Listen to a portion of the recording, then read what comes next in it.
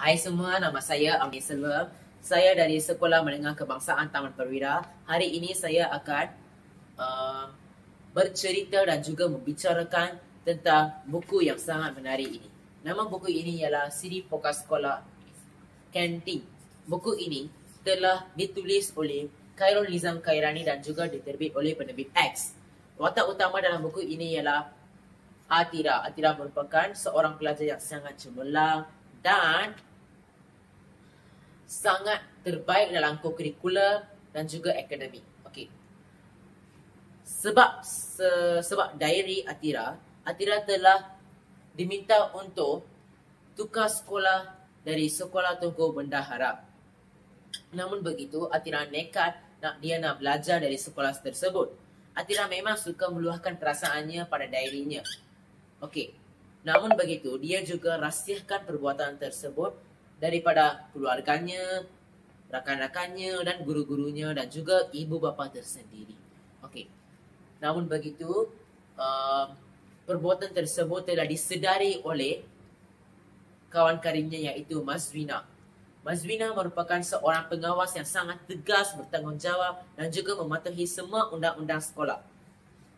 Dalam cerita ini, Atira telah banyak mengalami kenangan buruk, iaitu contohnya dia perasaan cintanya telah tidak diterima oleh lelaki iaitu Rizwan dan juga pengkhianatan seorang rakannya iaitu Mazwina dan juga sekolah sendiri iaitu Sekolah Tunku Bendahara telah diminta Atira untuk berpindah sekolah.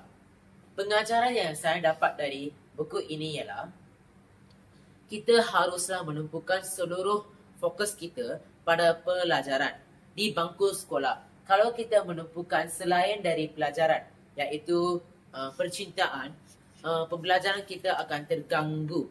Okey, kita juga haruslah mendengar nasihat guru, ibu bapa dan rakan-rakannya. Kalau kita ada masalah, kita boleh berbincang dengan ahli keluarga, kaunselor dan juga orang-orang yang paling dekat pada kita.